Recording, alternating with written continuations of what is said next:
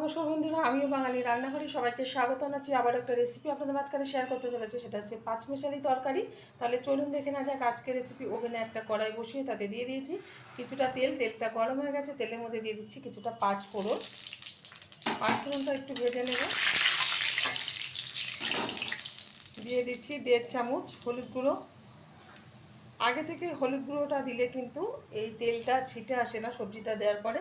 আর এদিকে আমি কিছুটা সবজি বড় বড় করে টুকরো করে কেটে নিয়েছি বড় করে টুকরো করে বাঁধাকপি নিয়েছি, টমেটো, আলু, মিষ্টি আলু, পটল, কলা সব একবারে আমি কেটে নিয়েছি। আপনারা যে কোনো সবজি দিয়ে এটা করে নিতে পারেন, কারণ পাঁচমেশালি তরকারি যারা রান্না করতে জানেন তাদের বলে দিতে হবে না, যারা জানেন না তারা সব রকম সবজি কিন্তু অল্প অল্প একটু কেটে এরকমভাবে পাঁচমেশালি তরকারি বানিয়ে খেয়ে দেবে। আশা করি রুটি, পরোটা বা ভাতে, গরম ভাতের সাথে ভীষণ ভালো লাগবে।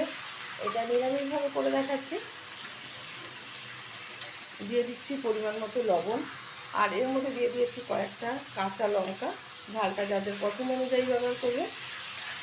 লবণটা দেওয়ার পর ভালোভাবে একটু নেড়ে চেড়ে নেব। এখন এর মধ্যে দিয়ে দেবো খুব সামান্য পরিমাণে একটু চিনি, মিষ্টি মিষ্টি একটু লাগলে ভালো লাগে। নিরামিষ তরকারি দিয়ে দিচ্ছি কিছুটা মটরশুঁটি। আজকে কিন্তু সবজিগুলো একটু বড় বড় করে কেটেছি, আপনারা আপনাদের পছন্দ অনুযায়ী টুকরো করে নেবেন। যেহেতু গরম পড়েছে, এখন কিন্তু টক ডালের সাথে এরকম সবজি খেতে ভালো লাগে, তো সেই কারণে আজকে আমি একটু করেও নিলাম। ভীষণই গরম এখন। সবজিটা কিন্তু বেশ কিছুক্ষণ নেড়ে চেড়ে নিয়েছে, আর সবজিটা কিন্তু জল ছাড়া শুরু হয়ে গেছে। এর মধ্যে দিয়ে দেবো খুব অল্প পরিমাণে একটু জল।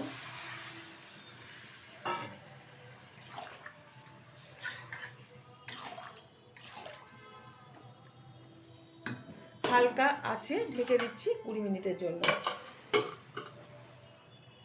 ঢাকনাটা তুলে দিচ্ছি।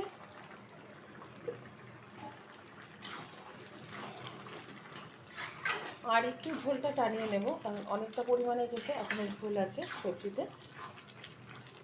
আর খুব সুন্দরভাবে কিন্তু সিদ্ধ হয়ে গেছে সব কিছু সবজি। আর একটু টানানোর পরে কিন্তু নামিয়ে নেব। সবজিটা হয়ে গেছে, এর থেকে আর বেশি টানাবো না, নামিয়ে নিচ্ছি, ঢেলে দিচ্ছি একটা পাত্রে। দেখা হবে পরের ভিডিওতে নতুন কোনো রেসিপি নিয়ে। ধন্যবাদ।